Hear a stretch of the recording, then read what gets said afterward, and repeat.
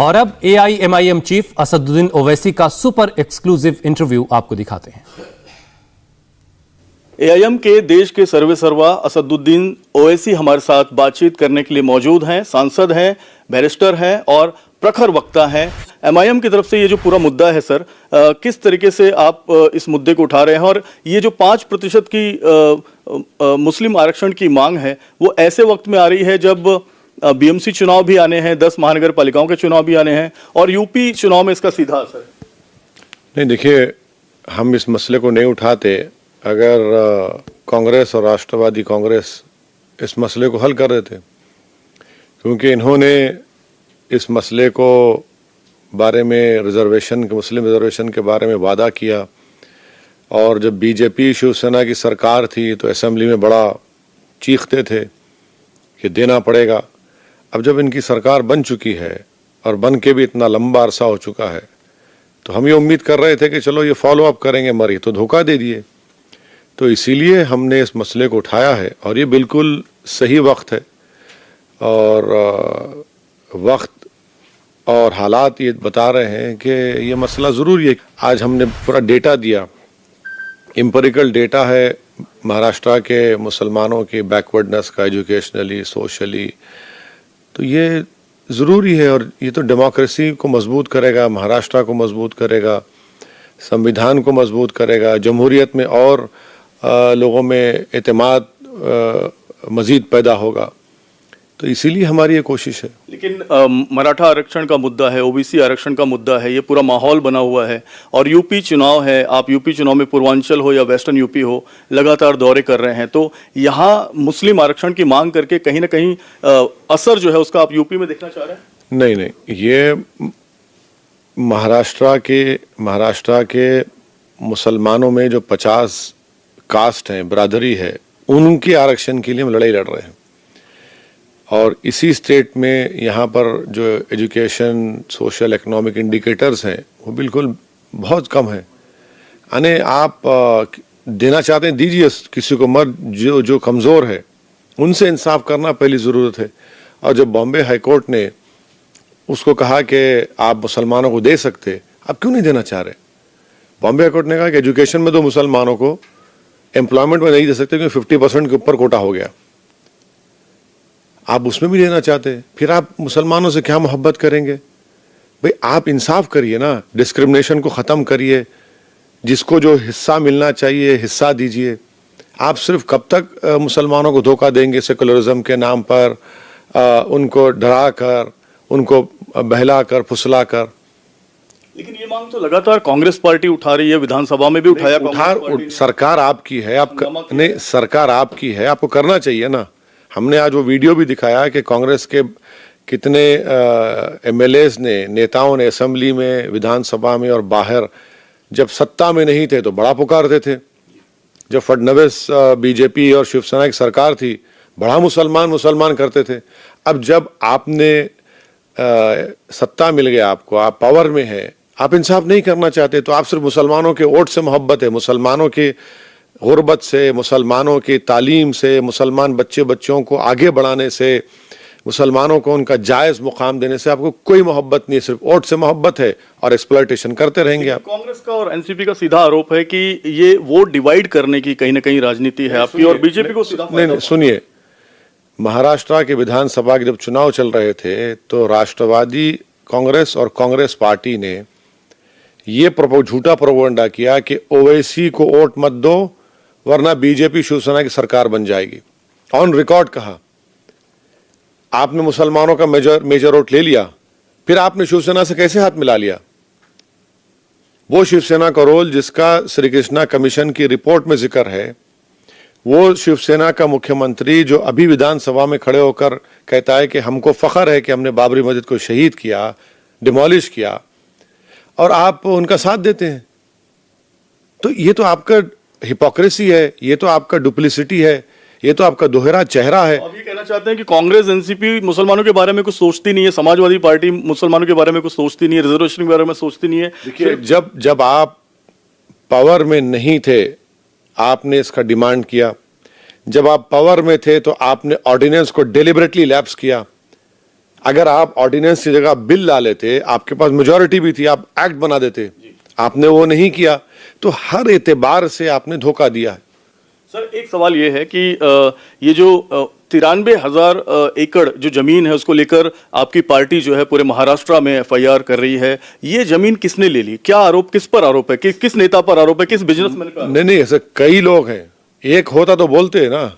कई लोगों ने मिलकर, जब 15 साल ये कांग्रेस की और राष्ट्रवादी सरकार रही, सबसे ज्यादा तो वहीं पर लूटा गया, सबसे ज्यादा लूटम लाट तो वहीं पर, सबसे ज्यादा कब्जा वहीं पर हुआ।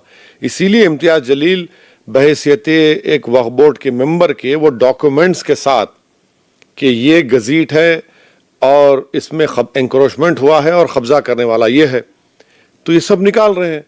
ये सरकार से हम डिमांड करते हैं, अगर आप वाकई में मदद करना चाहते हैं तो आप करिए ना, निकालिए एंक्रोचर्स को, आपके पावर्स है। तो आपकी पार्टी ये भी कह रही है कि 300 करोड़ की खैरात नहीं चाहिए, हमें हमारी वक्फ बोर्ड की जो जमीन है वही मिल गया तो हम इतने जमीन अगर एंक्रोचर्स से खाली हो जाएगी तो ये तो मुस्लिम अपलिफ्टमेंट के लिए हमारे बुजुर्गों ने छोड़ा था ना उसको।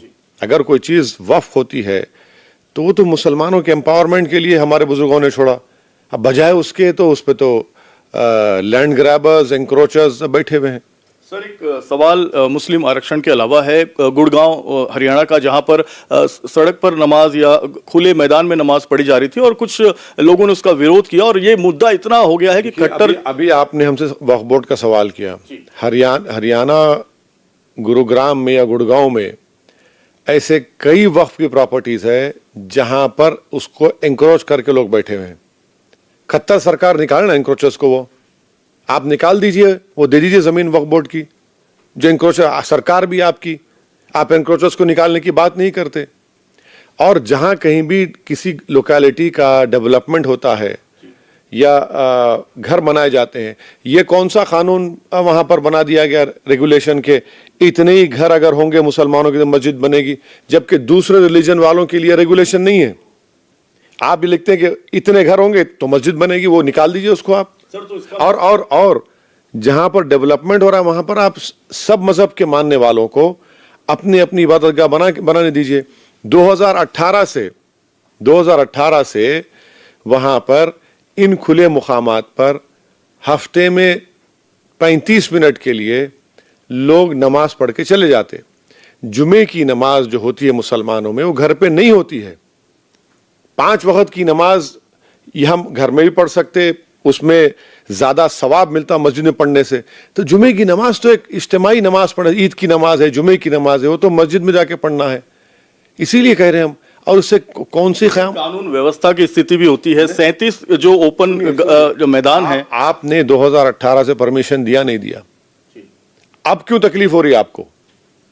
अब क्यों तकलीफ हो रही है आपको? 2018 से आप रिटर्न परमिशन दे रहे हैं। ये कौन लोग हैं जो अब अचानक खड़े हो जाते हैं? कौन खड़ा कर रहा है इनको? किए गए ये लोग? बिल्कुल खड़े किए गए। 2018 से क्यों नहीं कर रहे आप? अभी आप खड़े हो जाते हैं। किसने खड़ा किया? अरे किस पर आरोप? अरे पूरा संघ परिवार का apparatus है उसमें भाई। 35 मिनट के लिए क्या हो जा रहा है? कोई कब्जा कर रहा है क्या? लेकिन कहना यह है कि जो मैदान में खेलने बच्चे आ रहे हैं या जो महिलाएं वॉक करने आ रही हैं, उनको दिक्कतें हो रही है। कानून व्यवस्था की स्थिति देखिए, दोपहर में 1:30 बजे कोई वॉक करता है क्या? वॉक करने का टाइम जो होता है वो सुबह में होता है या शाम में होता है। और 35 मिनट के लिए नमाज पढ़ के चले आते हैं। ना कोई कब्जा कर रहा है, ना कोई कह रहा है कि मेरी मिल्कियत है। सरकार से ही परमिशन लेकर उन 37 या 40 मुकामात पर 2018 से नमाज पढ़ी जा रही है। आप दे दीजिए ना, जो वक्फ प्रॉपर्टीज में जो एनक्रोचर्स हैं, बीजेपी सरकार निकाले उनको। लेकिन जो वक्फ प्रॉपर्टीज अभी वहां पर है गुरुग्राम में या हरियाणा में, वहां तो ये नमाज अता की जा सकती है ना जुमे की, वहां क्यों नहीं करते? और ये नहीं, आपको गलत कह रहे हैं। आप हमारे साथ चलिए या किसी को भिजाइए, जहां पर नमाज अदा कर सकते हो, नमाज हो रही है।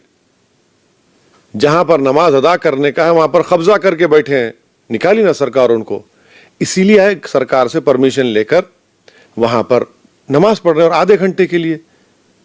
कौन सा आसमान गिरने वाला है? आप गुरुग्राम में शुरू हुआ, कल ये पूरे देश में शुरू हो जाएगा, तो इसमें तो फिर हिंदू दल भी जो है सड़क पे, दूसरे धर्म के दल भी सड़क पर। देखिए, एक लंबी बहस है सड़क पर कौन आता है, क्या क्या होता है, वो आपके ही टीवी चैनल पर दिखाया जाता है। आप खुद देख लीजिए उसको, फिर देखकर हमसे सवाल करिए कौन नहीं आता है, कौन नहीं करता है। भाई जब आपसे परमिशन लेकर कोई काम कर रहे हैं और आप परमिशन दे रहे थे, अचानक आप कहते हैं कि नहीं करना पड़ेगा, तो क्या उसमें रीजन क्या है? ऐसा क्या हो गया कि 18 में, 19 में, 20 में और 21 के शुरुआत में भी आपने कुछ नहीं कहा? अब क्यों आपको तकलीफ हो रही है? तो ये तो देश देख रहा है। उत्तर प्रदेश चुनाव में आप बहुत एक्टिव हैं इस बार। जैसे बिहार में आपने कारनामा किया, वहां पर एक करिश्मा हुआ बिहार में, लेकिन वो करिश्मा पश्चिम बंगाल में कहीं ना कहीं असरकार नहीं रहा। लेकिन उत्तर प्रदेश में समाजवादी पार्टी, मैं कोई जादूगर नहीं हूं, मैं कोई मैजिक शो नहीं कर रहा हूं। मैं अपनी पार्टी के जिम्मेदारों के साथ भारत के संविधान में जो हमको इजाजत दी गई है कि भारत के संविधान और भारत की जमहूरियत को मजबूत करते हुए मैं मुसलमानों की एक पॉलिटिकल लीडरशिप को बनाना चाहता हूं। हमारी पार्टी के लोग यही काम हम कर रहे हैं। और जब मुसलमानों की एक पॉलिटिकल लीडरशिप बनेगी, जैसे ब्राह्मण समाज की, ठाकुर समाज की, यादव समाज की, जाटव समाज की, बाघेल समाज की, कुर्मी समाज की, जीवर समाज की और ऐसे कई जाटों की, गुज्जरों की, इन सब की एक पॉलिटिकल लीडरशिप है। और अगर किसी की नहीं है तो मुसलमानों की नहीं है। 19% उत्तर प्रदेश में मुसलमानों की आबादी है और 9% यादव हैं। उनका मुख्यमंत्री दो बार एक परिवार से बनते हैं। तो आप उनको मुख्यमंत्री बनने देना नहीं चाहते इस बार? जो 9% नहीं, हम ये कह रहे हैं कि आप अपनी इंडिपेंडेंट लीडरशिप को बनाइए। जब 9% के लोग की 2 मुख्यमंत्री बन सकते हैं, जब 6 या 7% के ठाकुर हैं तो बाबा बन सकते हैं मुख्यमंत्री, जाटव हैं तो उन्हें बहन मायावती को 11% ने एक नहीं कई मर्तबा मुख्यमंत्री बनाया और अपनी लीडरशिप बनाई।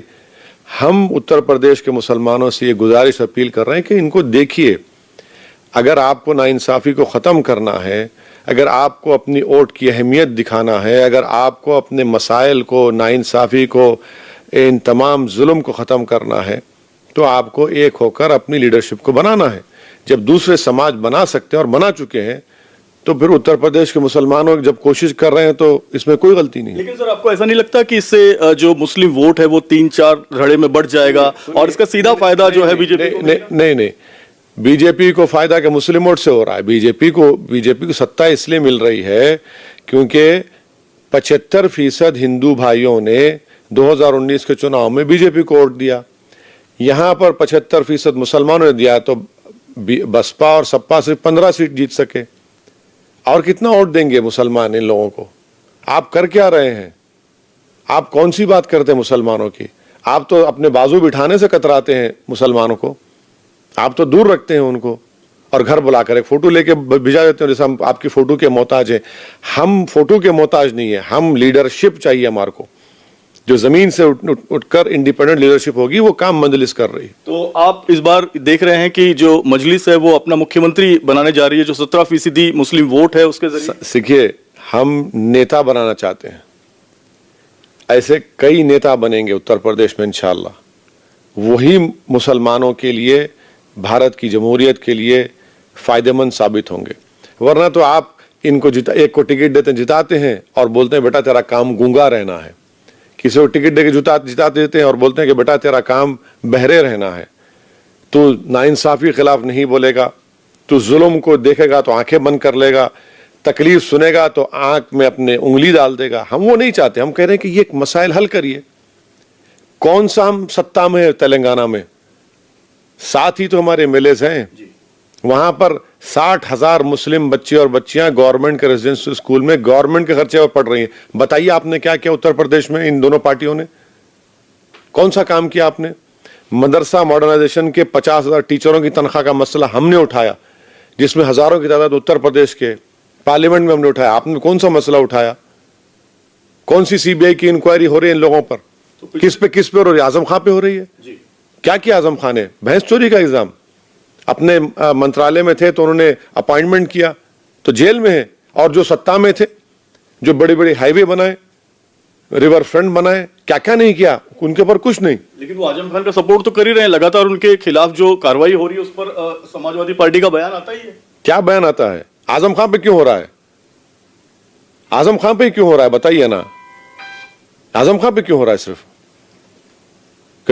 बताइए दूसरे लोग क्या किए, फिर आजम खान को क्यों टारगेट क्यों किया जा रहा है? तो आपका ये कहना है कि जो मुसलमान हैं उत्तर प्रदेश में उसके रहनुमा बनकर आप वहां पर गए हैं और किसी का वोट काटने नहीं गए? नहीं, रहनुमा नहीं बन रहे हम।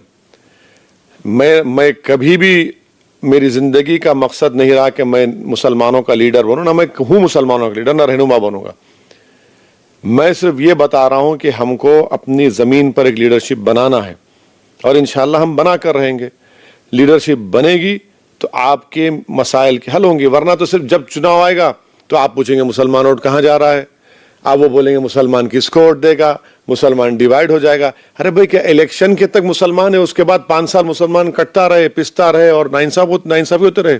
सर, एक व्यक्ति आपसे बहुत दुखी है, देश के बहुत बड़े नेता है लेकिन युवा नेता है, बड़े नेता बन रहे हैं, तेजस्वी यादव। उनको ये था कि कुर्सी उन्हें मिल जाएगी सीएम की, लेकिन नहीं मिल पाई। एक बहुत बड़ा उनके मन में दुख है, यही दुख क्या आप अखिलेश यादव को भी? देखिए, आपको गलत फहमी है, हमसे तो बहुत लोग दुखी हैं। ये क्यों बात कर रहे हैं आप? बहुत लोग हमसे दुखी हैं। क्या बीजेपी दुखी नहीं है? क्या प्रधानमंत्री दुखी नहीं है? क्या उद्धव ठाकरे दुखी नहीं है? हाँ, नहीं, कौन सा फायदा हो रहा है? हमसे हो रहा है। हमसे कहां फायदा हो रहा है? हम तो बोले चैलेंज करो, बताओ कहां फायदा हो रहा है? हमने बिहार में चुनाव से पहले से जाकर कहा कि भाई समझौता कर लीजिए, अलायंस करिए, आपने नहीं कहा। हम 19 सीट लड़े, 5 जीते, 5 में 9 तो आप जीत गए ना महागठबंधन, और 6 बीजेपी जीती। तो आपको तकलीफ हो रही है, तकलीफ होंगी फिर आपको। आप नहीं चाहते कि मुसलमानों का कोई नेता बने, आप ये चाहते हैं कि आप चौधरी बने बैठे रहें और हम आपकी गुलामी और कैदी बनकर रहे हैं। वो नहीं हो सकता ना। जब आप बता रहे हैं कि आपको जब सत्ता मिली तो आपने अपने समाज के लिए क्या क्या नहीं कर दिया, मुसलमानों का आप बताइए। एम्पिरिकल डेटा हम दे रहे हैं, आप उस पर बताइए क्यों नहीं हुआ। शहाबुद्दीन को बिहार की जमीन नहीं मिली दफनाने के लिए, कौन सी बात कर रहे हैं राजद वाले? सांसद वहां का कुछ भी होगा, केसेस होंगे, मगर मरने के बाद तो जमीन मिलनी चाहिए ना उसको, अपनी गांव की जमीन, मिट्टी जमीन नहीं मिली। आप तो जिंदा रहे जब साथ नहीं दिए, मौत में भी आप नहीं ला सके, तो आप हमको उंगली उठा रहे हैं। इनको चाहिए कि अपने गिरेबान में झांक कर देखें।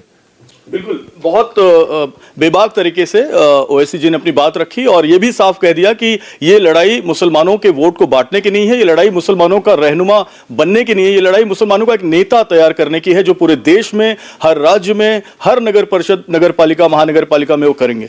कैमरामैन विमल और देबू के साथ Jayprakash Singh, India TV, Mumbai. India TV हर वक्त हर जगह डाउनलोड करने के लिए सर्च करें India TV news Google play store या ऐप स्टोर पर।